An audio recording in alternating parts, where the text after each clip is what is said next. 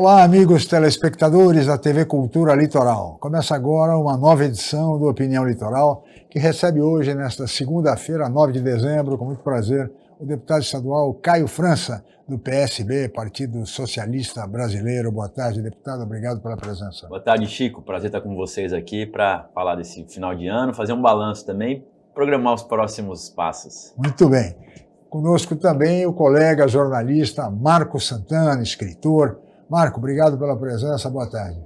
Boa tarde, Chico Lescara. É um prazer, um privilégio participar aqui da programação da TV Cultura e também um cumprimento especial ao deputado Caio França. Muito bem. Deputado, o tema se impõe, né? A sua luta em favor da cannabis medicinal, né? Hoje em dia já conquistou o estado de São Paulo, é uma referência nacional, inclusive. Eu queria que você fizesse um balanço, nos desse um panorama do que avançou essa luta em favor do cannabis medicinal e o que está faltando ainda para que essa questão seja definitivamente tratada com a seriedade que requer. Bom, Chico, acho que esse ano foi um ano muito especial para quem defende essa pauta, no meu caso, desde 2018, quando eu abracei essa luta, né? Porque 2024, Chico, foi o ano em que o STJ autorizou o cultivo do cânhamo no Brasil, sim, que é uma subespécie da cannabis sem o THC, que é aquela substância que dá os efeitos alucinógenos, vamos dizer assim. Então, acho que essa é uma grande vitória. Além disso, a cannabis voltou para a farmacopeia brasileira, ou seja, mais um sinal de que a gente está no caminho certo. A nossa lei estadual aqui passou a produzir os seus efeitos em mais ou menos meados de abril, maio. E agora, mais recente, também teve uma decisão do STF que faz uma diferenciação entre o usuário e o traficante. Então, eu acho que de alguma forma 2024 foi um ano muito especial para quem trata desse tema com seriedade, com respeito e olhando o que tem de melhor em outros lugares do mundo. Sobre a nossa lei estadual, foi um grande avanço, foi um passo que eu considero corajoso da nossa parte, em conjunto aí com os colegas deputados, inclusive o governador. A nossa lei foi replicada em 21 estados brasileiros, ou seja, de alguma forma a gente está conseguindo fazer exatamente, como se fosse ocupando um espaço em que o Congresso Nacional acaba não fazendo, a gente está conseguindo fazer pelas assembleias, mas ainda tem muitos desafios, e a nossa lei estadual é uma lei que ainda tem desafios pela frente, Chico. Quais seriam, deputado? O desafio principal é que o grupo que regulamenta essa lei hoje, que define basicamente quem pode ter acesso aos medicamentos ou não, é um grupo que é bastante, não sei se a palavra é conservadora ou se é resistente a ter avanços mais robustos. Tá. Até o momento, tem acesso aos produtos pessoas com epilepsias de difícil controle. E elas são especificadas em 3 patologias: síndrome de Dravet, síndrome de Lennox-Gastaut e o complexo da esclerose tuberosa. É claro que todos os passos têm que ser comemorados, mas é muito restritivo ainda a nossa lei. Ou seja, tem uma infinidade de pessoas que não conseguem utilizar porque não estão contempladas nessa primeira fase. E quem define quem entra ou quem não entra é esse grupo de trabalho.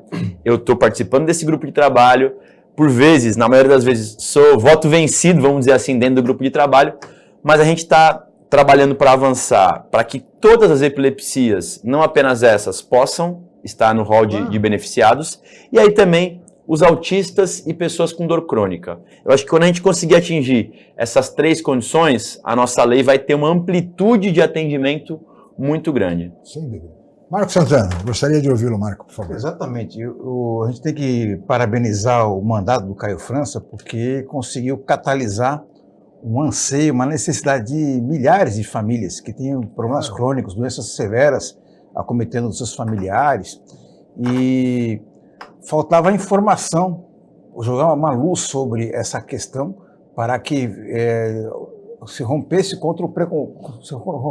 o preconceito contra o uso medicinal da cannabis.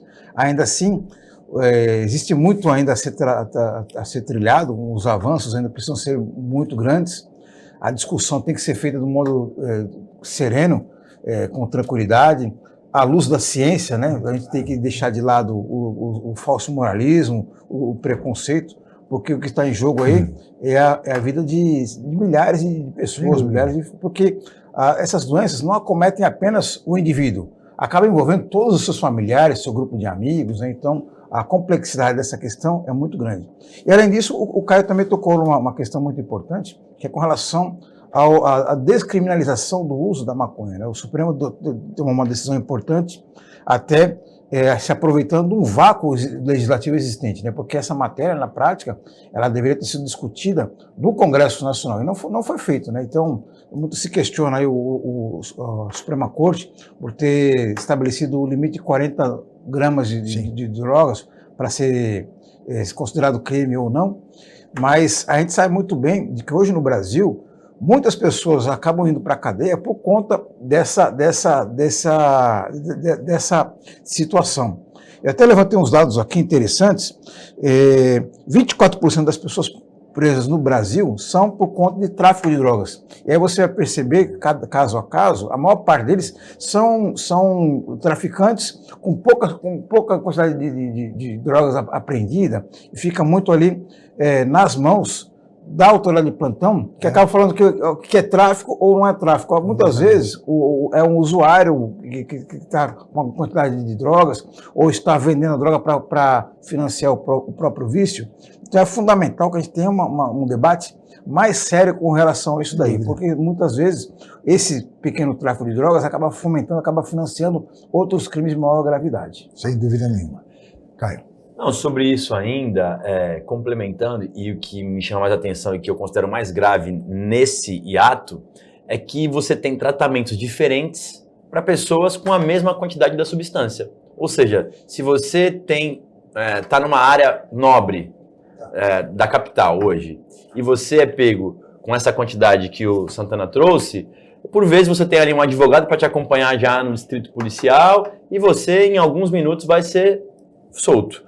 Agora, se você é uma pessoa de periferia, pobre, e você está na mesma condição, você pode acabar ficando na cadeia durante um bom tempo. Então, assim, acho que é injusto isso, acho não, né?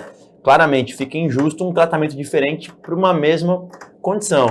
Portanto, o Supremo acabou entrando nesse assunto porque não era justo que ficasse para a autoridade policial, no momento, fazer a definição entre o que é isso e o que é aquilo. Assim, tem que estabelecer alguma regra, e a regra vale para todos. Lembrando que quem é usuário também não é que ele não será penalizado. Ele pode ter algum tipo de penalização, mas ela pode ser administrativa, ela pode ser prestar serviços comunitários. Então, é importante esclarecer isso para a gente também não acabar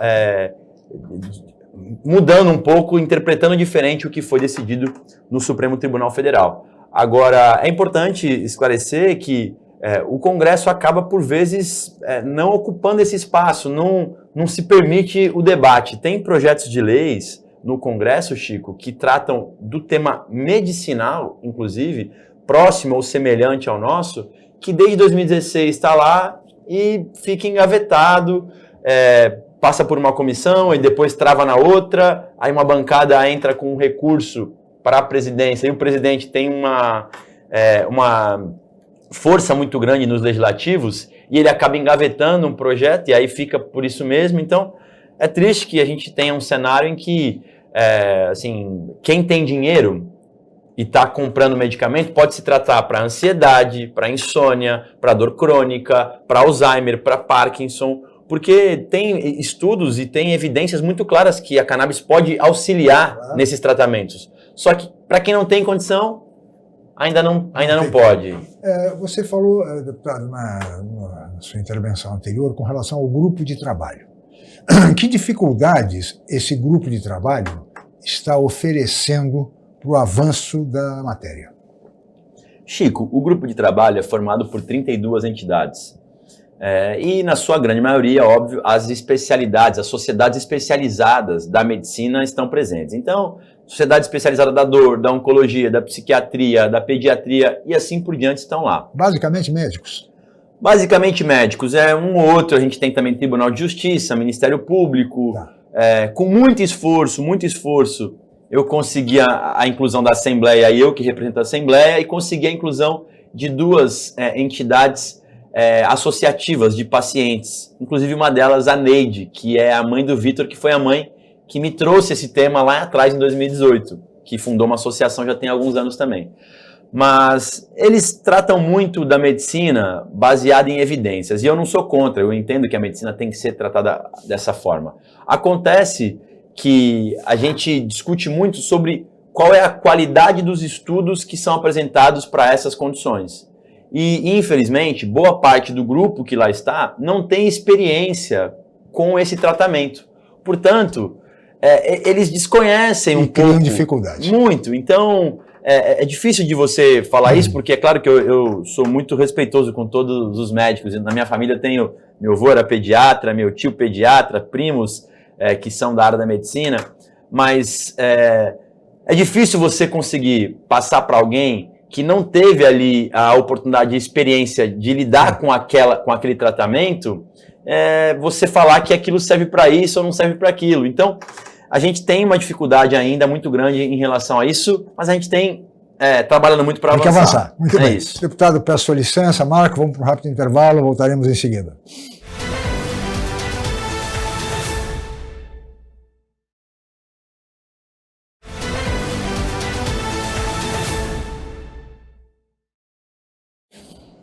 Muito bem, estamos de volta com a opinião desta segunda-feira, 9 de dezembro, e hoje recebendo com muito prazer o deputado estadual Caio França, do PSB, Partido Socialista Brasileiro, e o colega jornalista Marco Santana. E agora nós vamos tratar neste bloco de educação. E temos um primeiro VT que trata de um tema que também tem suscitado muita polêmica, que é a proibição de celulares nas escolas. Vamos ver, por favor, Davidson. As novas regras dividem opiniões. Eu acho que é certo porque as pessoas estão muito no celular hoje em dia e eu acho que a escola não é lugar para isso. O celular distrai muito e tira muito da nossa atenção, então acho que na escola também vai fazer a gente ter um convívio maior. A gente passa o dia inteiro na escola, então é impossível não usar o celular, ser proibido, né? Ainda mais no intervalo, quando a gente tem um tempo ali para aproveitar. Sancionada pelo governador de São Paulo, Tarcísio de Freitas, a nova lei passa a valer no ano letivo de 2025. Além dos celulares, também estão proibidos tablets e relógios inteligentes. A medida vale para todas as escolas públicas e privadas do Estado. Pelo texto, os alunos não poderão usar os aparelhos na sala de aula e também durante as atividades extracurriculares, intervalos e recreios. A lei prevê que os estudantes poderão levar os celulares para o colégio, até porque existem alunos que se movimentam sozinhos pela cidade. Mas os telefones deverão ficar guardados e não poderão ser usados durante o período das aulas. Quem optar por levar o celular para a escola terá que assumir a responsabilidade por eventual extravio ou dano. E as instituições de educação também devem definir protocolos para guardar os aparelhos durante o período escolar. Os colégios poderão liberar o celular em atividades pedagógicas ou para alunos com alguma deficiência que precise da tecnologia para participar da aula. Além disso, as escolas públicas e privadas precisarão criar canais acessíveis para se comunicarem com os pais. Muito bem, está o VT, deputado, e é uma questão que vem despertando muito embate, muita celeuma, muita polêmica. A Assembleia aprovou. Sim. Como é que o senhor vê essa questão? Bom, eu preciso fazer uma defesa aqui, Chico, porque eu sou coautor nesse projeto de lei da deputada Marina Elô, então é claro que defendo também a restrição ao uso dos celulares. Eu reconheço que hoje o celular ganhou muitas funcionalidades.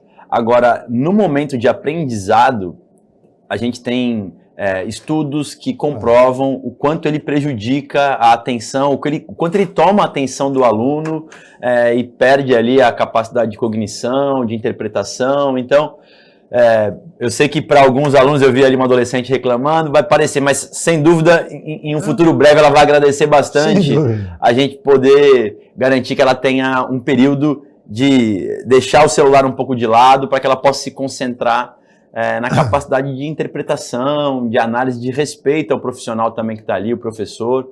Então, eu estou bastante confiante e convicto que a gente tomou a melhor decisão em São Paulo. Claro. E acho que o governador também acertou ao tomar a decisão de sancionar.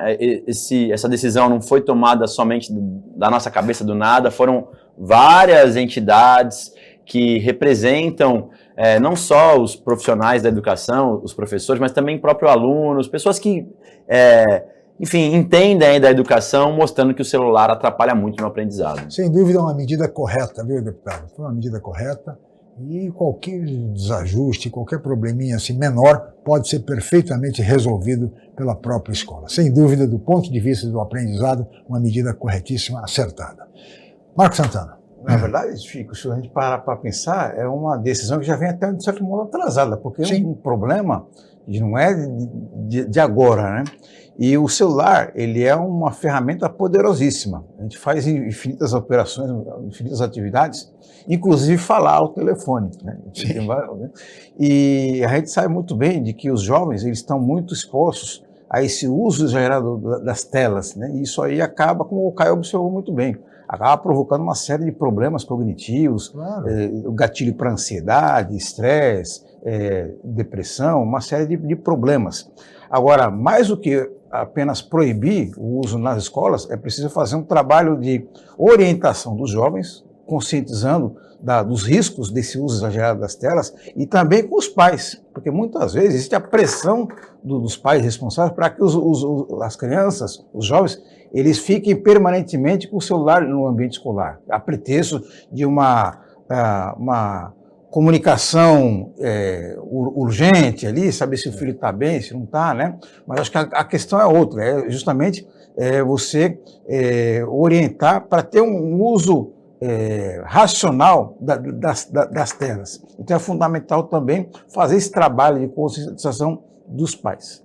Se bem, na nossa época não tinha nada disso e todo mundo ia para a escola, voltava da escola sem nenhum problema. E qualquer mal-estar, qualquer doença do aluno, tinha os telefones, ligava para o pai, para a mãe, vem buscar e assim resolvia. Isso. Até hoje é assim, com crianças menores. A escola é a responsável pelo aluno naquele momento. Então Lógico. O pai tem que falar com a escola para poder falar com o seu filho. Não é para ficar mandando mensagem o tempo inteiro. Como é que tá? O que foi? Tô com isso, tô com aquilo. Tá com algum problema? Avisa a professora vai falar com a direção. E aí, se for o caso, falará Lógico. com o pai também. Eu sei que é complicado porque realmente o tempo passou, o mundo mudou, mas a gente tem que também dar autoridade ao profissional que está ali, tanto o diretor Lógico. quanto o professor. Sobre isso ainda, Chico, eu tive um projeto de lei que foi sancionado nesse ano ainda, sobre educação midiática, que também é uma maneira que você tem de poder fazer com que os alunos tenham um senso crítico em relação às matérias, às mensagens que chegam, às informações que chegam, porque todo mundo virou hoje um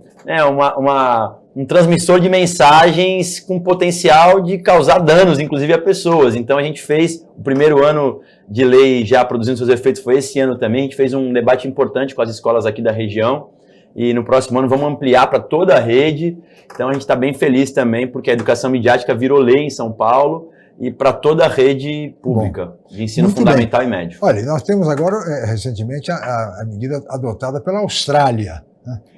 16 anos, menor de 16 anos, não tem celular, não tem rede social, acabou e ponto final. Essa é uma medida mais drástica, sim. Mas que, no caso da Austrália, deve resolver os problemas, eles deveriam ter problemas muito sérios em relação a isso. Isso vai acabar chegando, porque é uma medida que, do jeito que a coisa vai, simplesmente hoje ninguém mais, é só rede social são horas e horas e horas, e muitas vezes também, cá entre nós, os pais acabam permitindo para exatamente não ter que aguentar o filho, o problema, põe no celular que está tudo certo. O ponto é que a diferença entre o remédio e o veneno é a dose, né? Então, o tempo de exposição, a orientação de como a criança deve utilizar esse dispositivo eletrônico, porque muitas vezes os pais acabam delegando a função de educar, de dar atenção ao dispositivo móvel. Então, muitas vezes você vai no restaurante, então está ali o pai e a mãe e a criança no tablet, no celular, né? Sabendo que tipo de conteúdo está consumindo ali, né? Então, os pais estão meio que renunciando a essa função de educar, de orientar as crianças. É verdade, não, sem dúvida isso é muito preocupante. Agora, deputado, há um outro tema que também ainda na área de educação que é fundamental, que é exatamente a destinação de recursos da educação para a saúde. Outra medida muito polêmica na Assembleia, mas foi aprovada pela Assembleia, e a ordem algo em torno de 11 bilhões, não é isso, deputado? Mais de 10 bilhões. Mais de 10 bilhões foram retirados, transferidos da educação para o setor de saúde pelo governador Tarcísio Gomes de Freitas. Como é que o senhor recebeu e vê essa medida, deputado? Chico, primeiro vamos lá, eu votei contra essa medida. Inclusive, a gente acabou perdendo essa votação por 2 votos apenas. Então foi apertada a votação para o governador. Como é uma PEC, Chico, sim, exige quórum qualificado para poder aprovar. Então foi uma decisão que ele conseguiu aprovar, mas com assim, uma margem muito pequena. O que me incomoda muito, e eu reconheço que os gastos na educação têm aumentado demais nos últimos tempos. Agora, algumas coisas. A gente tem, por exemplo, escolas com estruturas muito danificadas na rede estadual. Você fecha os olhos, escolhe uma escola estadual e vai visitar, por exemplo. Por vezes, a quadra está sem condições de uso, não tem ainda aparelhos, por exemplo, no nosso caso aqui, ar-condicionado funcionando nas escolas estaduais. Fora, sem entrar no mérito da questão salarial dos profissionais da educação, que São Paulo ainda não paga, por exemplo, o melhor salário do estado, entre os estados brasileiros. Então, dito isso, não me senti confortável em votar numa matéria em que retira recurso de uma área tão importante e essencial, quando você tem ainda situações como essas que eu estou passando. Se a gente vivesse um cenário em que as escolas estaduais tivessem um brinco, todos os professores animados, empolgados, estruturas da melhor qualidade, eu falaria, bom, vamos pensar então em mexer em alguma coisa do recurso, mas não é a atual situação. Portanto, eu votei contra essa medida. O governador, ele fala muito que ele flexibilizou, ou seja, ele não precisa gastar, ele pode continuar gastando, mas é claro que ele vai tirar esse recurso da educação e vai levar para outra área. No caso, a área da saúde. A área da saúde muito possivelmente será a área contemplada. É porque o argumento é meio que sedutor, porque de repente fala assim, a saúde também precisa. Sem dúvida. Não há nada mais importante do que a saúde, por conta do patrimônio da pessoa, enfim. E vai nessa discussão. É uma discussão que por vezes até um pouco mais filosófica, mas para quem acompanha a jornada da rede estadual de educação, e eu estou falando mesmo dessa parte estrutural. Claro. Eu tenho escolas, por exemplo, eu vou citar aqui, Esmeraldo Tarquini em São Vicente. Há 6 anos que a quadra está inutilizável. Assim, aí você vai brigar por uma reforma de quadra, não tem recurso para fazer. Bom, mas não tem recurso para fazer uma quadra, mas você está aceitando tirar 10 bilhões de reais, tem algo errado nessa conta, não está fechando. Claro. E eu estou falando de uma, mas eu poderia citar outras várias que têm problemas ainda. Então, por esse motivo, eu votei contra essa PEC e espero que a gente não sinta falta, mas eu posso apostar que nós vamos ter mais problemas ainda. Nós vamos continuar nesse tema, Marco, mas no próximo bloco. Vamos para um rápido intervalo, voltaremos em seguida com a opinião.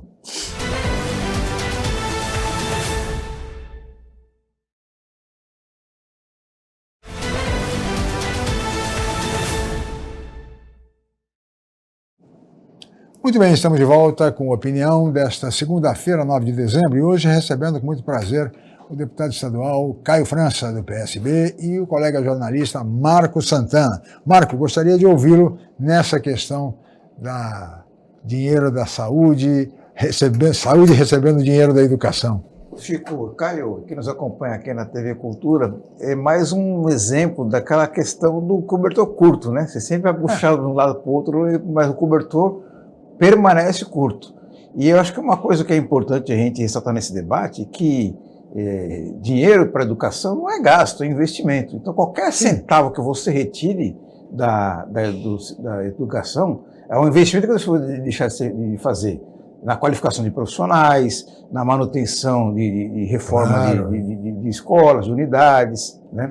Então, eu acredito que o governador deveria repensar essa mentalidade de considerar investimento em educação como gasto. O que ele precisa fazer é adotar estratégias para aumentar a arrecadação do Estado, para aumentar o orçamento, né? Isso aí se faz como? Incentivando o desenvolvimento econômico. A partir do momento de que São Paulo, já que é a grande locomotiva econômica do Brasil. A partir do momento que essa locomotiva se acelera, a atividade econômica se acelera e a arrecadação de tributos também se acelera. Então, assim, é possível que o Estado faça mais investimentos, inclusive, principalmente, na educação e na saúde, que são segmentos fundamentais para a qualidade de vida da nossa população. Sem dúvida nenhuma. Quero lembrar, Chico, aqui também a gente falou muito nas estruturas, mas um outro assunto que é muito difícil e que o Estado ainda não faz direito.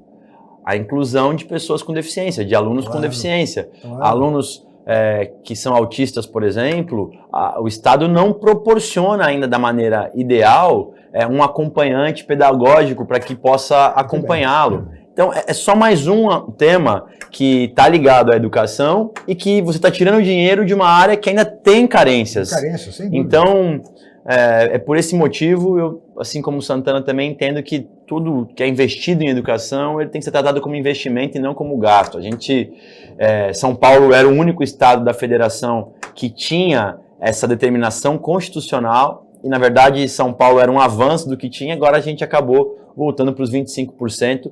De fato, espero que esse recurso possa ser bem utilizado. Nós vamos estar acompanhando, fiscalizando para que ele seja realmente utilizado para a área da saúde e para que a gente consiga ampliar leitos, ampliar atendimentos, enfim. Mas a educação estadual precisa realmente de investimentos. Basta andar pelos prédios, como bem disse o deputado, qualquer prédio do Estado, para verificar bem o nível. E tem mais, essa questão da educação inclusiva também, que é muito séria. É preciso também que as pessoas sejam qualificadas para tanto. Uma coisa é um acompanhante, muitas vezes sem o preparo devido para esse tipo de tarefa, que não é fácil, de acompanhamento que não é fácil, mas muitas vezes as pessoas não estão, deputado, devidamente capacitadas para tanto. Não, com razão. A gente tem hoje casos e mais casos de pessoas que têm um filho autista, às vezes um nível de suporte mais, que precisa de ter alguém ali acompanhando diariamente, e você não tem. As escolas particulares, por vezes também, nem as escolas particulares estão, às vezes, preparadas para isso.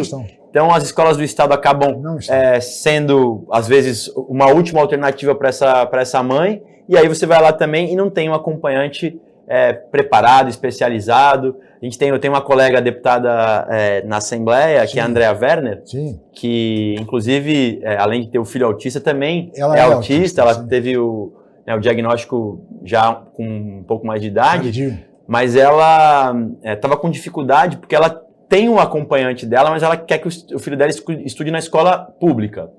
E estavam restringindo de que o acompanhante que ela tem pudesse acompanhar o filho dela durante esse tempo agora no ensino médio. E aí depois na justiça agora que ela conseguiu apenas o direito para poder garantir o acompanhante para o filho dela. É para ter uma noção assim. Isso porque, claro, no caso dela ela tem condição de pagar um acompanhante, o que pouquíssimas pessoas têm.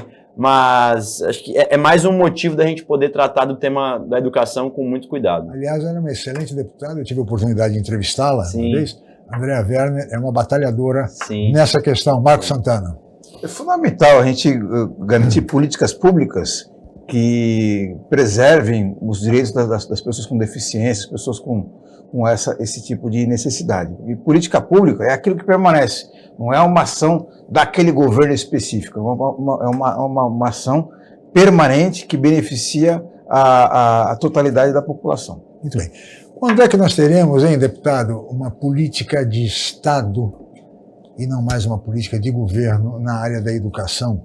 A exemplo do que acontece em estados do Nordeste, Ceará, por exemplo, o município de Sobral, que é uma referência nacional, e outros estados que também vão acompanhando esse movimento extraordinário do Ceará, Pernambuco, Piauí e outros estados até mais pobres, que têm políticas de Estado na área da educação e não políticas de governo, valorizando os professores, valorizando os alunos, enfim. Quando é que teremos isso, deputado? Pois é, a gente tem que ter um governo que possa olhar para a educação de forma estratégica, de forma desafiadora como mas também sabendo que os investimentos que lá são fazem a diferença na vida das pessoas, né? Você garantir o ensino integral, por exemplo, que essas cidades, esses estados que você trouxe, Chico, são estados em que toda a rede está disposta para ter o ensino durante o tempo todo, né? Você fica lá, você entra de manhã,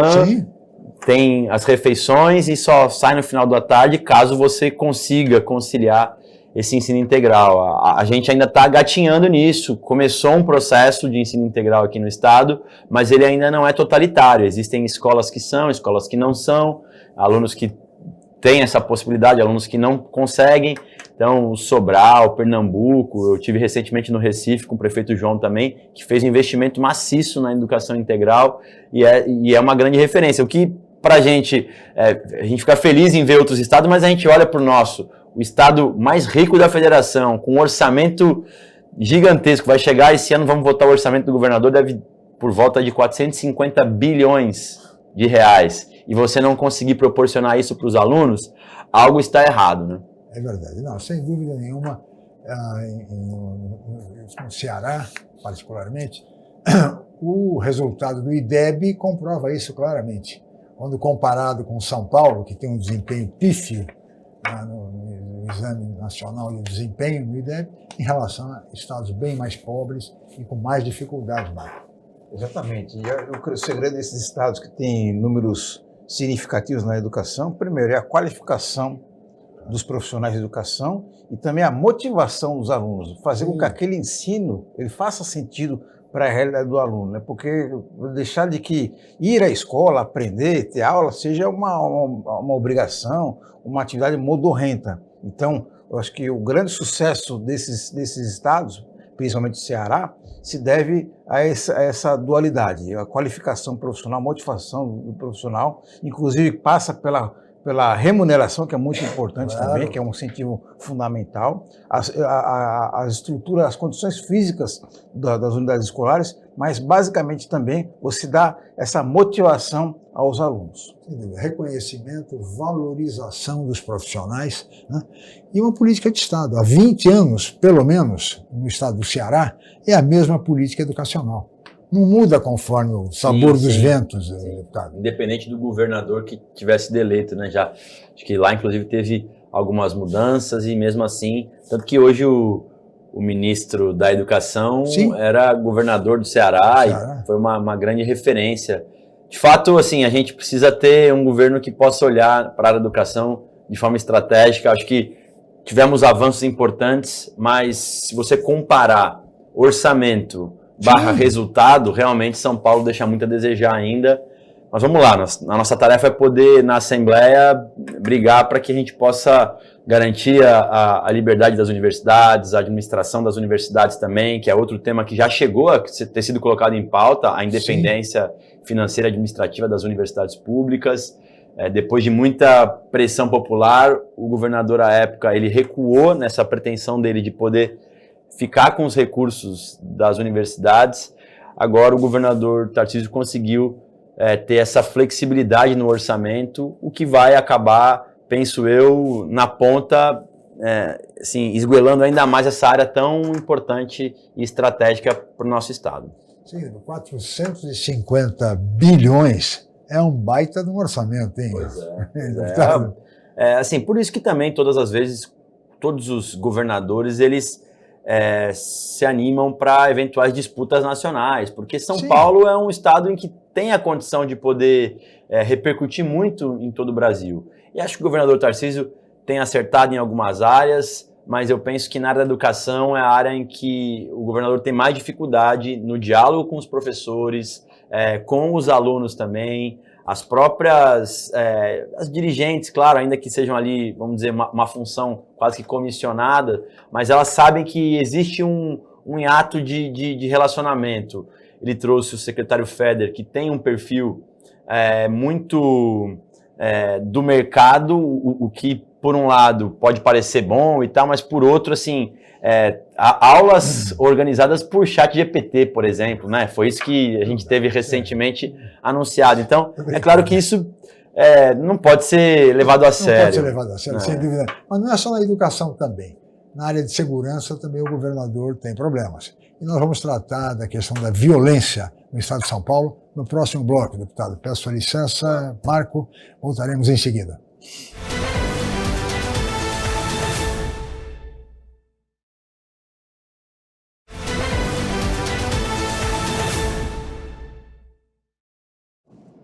Muito bem, estamos de volta com a opinião e vamos agora para o último bloco do programa, que recebe hoje o deputado estadual Caio França, do PSB, e o colega jornalista Marcos Santana. E agora vamos ver mais um VT do programa que trata da violência da polícia no estado de São Paulo. A gravação da câmera corporal mostra uma abordagem policial na frente de uma casa em Barueri, na Grande São Paulo. Os policiais conversam com o dono da moto e seu filho. O veículo está sem documentos e o PM diz que vão apreendê-lo. O dono, Juarez Júnior, de camisa vermelha, resiste e diz que vai destruir a moto para que ela não seja levada. A discussão começa. Uma mulher da família tenta pedir calma. O reforço chega e um PM sugere que Juarez e o filho sejam presos por desacato. A família fecha o portão. Os policiais forçam a entrada. A partir daí não há mais registros divulgados das câmeras corporais. Mas dentro da casa a família grava tudo. Os policiais entram com violência. Esta mulher tenta conter os 6 policiais. Um policial dá um mata-leão em Juarez e outro bate nele com um cacetete.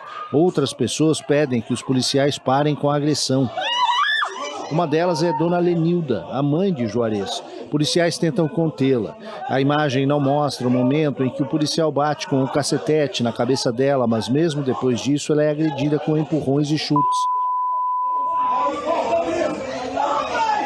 Ontem, depois da repercussão deste caso, somado a outros como o do PM que jogou um motoqueiro da ponte e do policial que matou um ladrão com 11 tiros, o governador Tarcísio disse que mudou de ideia em relação às câmeras corporais, mas que não pensa em demitir o secretário Guilherme Derrite. Eu era uma pessoa que estava completamente errada nessa questão, né? Então eu tinha uma visão equivocada, fruto da experiência pretérita que eu tive, que não tem nada a ver com a questão da segurança pública. Hoje eu estou absolutamente convencido que é um instrumento de proteção da sociedade, do policial, e nós vamos não só manter o programa, mas ampliar o programa, né? E tentar trazer o que tem de melhor em termos de tecnologia. Muito bem, aí está o VT, deputado, e a Assembleia está com pedido de impeachment do secretário Guilherme Derrite. O que vai acontecer? O secretário cai ou vai permanecer no cargo, na sua avaliação? Eu acho que, por enquanto, ainda é improvável do secretário cair, especialmente por um processo envolvendo a Assembleia. Eu acho que se tiver muita pressão popular e o governador se sentir acuado nesse sentido, é possível que ele mesmo faça. Agora, um processo vindo da Assembleia, eu penso que é improvável. Agora, está claro que o cenário mais recente não está correta a maneira, a abordagem policial, né? Porque é preciso cumprir algumas regras. Eu sei que a função da polícia é uma função ali extremamente quente, difícil, mas você, nesses casos, pelo que eu vi, muitos deles já, a pessoa que está sendo abordada já está...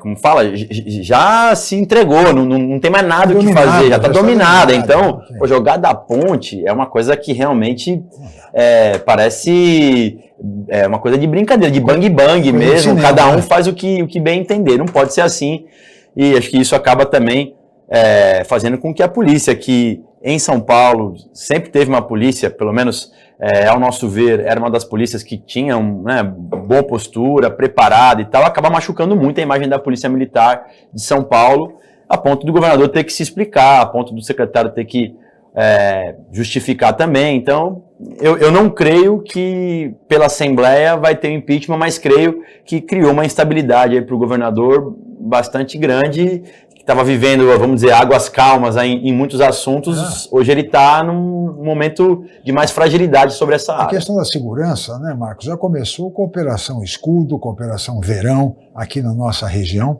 né, e agora culminando com esses casos bárbaros de violência, uma brutalidade sem tamanho por parte da Polícia Militar do Estado de São Paulo. Exatamente, Chico. Essa série de atrocidades, de excessos, de abusos, de crimes cometidos por homens vestindo a farda da Polícia Militar, na minha avaliação, a responsabilidade é completa do governador do Estado de São Paulo, Tarcísio de Freitas. Porque vamos lembrar, como você bem observou, na Operação Escudo, que na verdade deveria se chamar Operação Vingança, porque na prática, em termos, aquilo não era uma política de segurança pública, na verdade era um grupo específico de policiais que buscaram fazer o justiçamento de um colega de farda que foi assassinado. Agora, naquela ocasião, quando vários segmentos da sociedade alertaram para os excessos, os abusos, aos crimes cometidos por esses homens vestindo fardas da Polícia Militar, o governador veio a público e falou assim, olha, vocês podem reclamar para a ONU, para a Liga da Justiça, por raio que eu parta. Essas foram palavras literais dele. Na prática, como é que isso repercutiu na corporação? Olha, liberou geral. Vocês podem cometer o excesso que for, que aqui o governador vai passar pano literalmente. É o que vem acontecendo. Na Operação Escudo foram quase 100 pessoas assassinadas por pessoas vestindo farda da Polícia Militar. E agora, uma série de episódios de violência cometidos por esses policiais militares. Isso daí são os registros que a gente consegue captar, que teve gravação de celular, né? Você viu aí uma septagenária aí sendo agredida a cacetete, aquela atrocidade do policial jogando o motociclista da ponte. Isso aí é o que a gente ficou sabendo, fora aqueles episódios que não chegam ao conhecimento. Então, na prática, o governador é sim o grande responsável. E ele deveria dar um aceno à sociedade, primeiro, demitindo sumariamente o secretário Guilherme Derrite, porque o Guilherme Derrite é o que, na prática, ele acaba instrumentalizando essa política de truculência, que não é uma política de segurança pública. Agora, ele não faz isso porque ele faz um aceno a esse segmento muito específico da nossa sociedade, que é o segmento da extrema-direita, que defende, sim, a truculência, a arbitrariedade, e nós que desejamos uma sociedade justa e igualitária e que os homens de farda da Polícia Militar atuem dentro da legalidade, eles façam isso seguindo o manual da Polícia Militar. Não está escrito no manual da Polícia Militar de que um PM pode jogar uma pessoa da ponte, pode dar 11 tiros num sujeito, ele pode dar cacetetada numa idosa. Então é fundamental, nós que pagamos impostos, que cobramos isso. E, Chico, uma coisa importante. A gente sabe muito bem de que o policial está, sim, submetido a uma situação de estresse, né? Ele, inclusive, passa por áreas periféricas onde realmente corre risco. Mas, ainda assim, eles são treinados para esse tipo de situação sensível. Então, eles não podem reagir da maneira como reagem. É fundamental que eles deem essa resposta à sociedade. Sem dúvida nenhuma. Deputado. E o programa de câmeras, que até pouco tempo era bastante criticado pelo governo, pelo menos agora o governador teve que recuar e refletir e garantiu que vai ampliar isso. Agora, também é outra coisa, assim, falar é uma coisa, a gente quer ver também na prática isso se sustentando, porque ficou evidente que a opinião pública sobre esse assunto tem uma posição formada e os números demonstram, os casos demonstram o quanto é importante que a gente possa dar essa segurança para o cidadão e também para o próprio policial. O policial que não age com essa violência, ele é um policial que não tem problema nenhum em poder ter ali as suas ações sendo filmadas, acompanhadas. Então, vamos ver se na prática a gente tem no orçamento um valor razoável para que a gente possa avançar nesse processo de transparência da Polícia Militar também.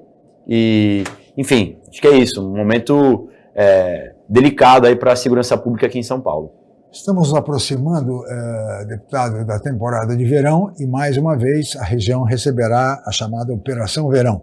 Espero que seja uma operação com objetivos de garantir a segurança aos turistas que vêm aqui para a nossa região. Qual é a sua expectativa diante de tudo que está acontecendo, desse cenário de horror que nós estamos vendo ultimamente em São Paulo, com relação à Operação Verão em Santos e Baixada? Chico, as operações verões, as operações verão, né, vamos dizer assim, que acabaram acontecendo ao longo desses tempos, enquanto eu estou como deputado, sempre aconteceram de forma ordeira, pacífica, dando uma sensação melhor para aqueles que visitam a nossa região e para quem mora aqui também. Então, eu espero que a gente possa manter essa ordem, afinal, não é uma operação, como disse o Santana aqui, de operação vingança, nada parecido. É porque realmente a gente tem quase que dobrada a população da Baixada e com as condições que nós temos, a gente fica muito aquém. Então, eu espero que essa Operação Verão possa ser como as outras, que possa nos garantir um pouco mais de ambiente de tranquilidade, de paz, e que a gente tenha os policiais que venham aqui também, que possam se hospedar na nossa região de forma pacífica, ordeira, assim que a gente espera, e eu creio que é assim que nós vamos ter. Muito bem, é o que todos nós esperamos também, que isso de fato aconteça como normalmente ocorre. Tivemos esses episódios da Operação Escudo, da Operação Verão, com um triste saldo recentemente. Agora, todas essas cenas de violência que estamos nos acostumando a presenciar na mídia, lamentavelmente, com muitas mortes e muitas agressões sem sentido. Deputado, olha, nós teríamos muito mais a conversar, você sabe que a pauta é extensíssima, né? Mas infelizmente nós temos limitações de tempo e vamos chegando ao final desta edição de Opinião. Queria agradecer muito a sua presença, deputado, muito obrigado. Eu agradeço, Chico, a companhia de vocês é sempre motivo aí de muita satisfação, de muito aprendizado também, e prestar contas um pouco do mandato é sempre uma das nossas principais ações. Então agradeço aqui, aproveito aqui nessa reta final de ano para desejar um ótimo Natal, boa passagem para todos, que o próximo ano possa ser um ano de boas notícias e que todo mundo possa se realizar. Muito bem, muito obrigado, deputado. Marco, muito obrigado, Marco. Eu agradeço mais uma vez o convite, também reitero aqui, desejar boas festas a todos nós e que 2025 seja um ano ainda melhor do que foi 2024. Muito bem, muito obrigado ao Caio França, deputado estadual do PSB, ao Marco Santana, colega jornalista, e especialmente a você, amigo telespectador, pela audiência qualificada de sempre. Estaremos de volta amanhã em mais uma edição do Opinião. Muito obrigado e até lá.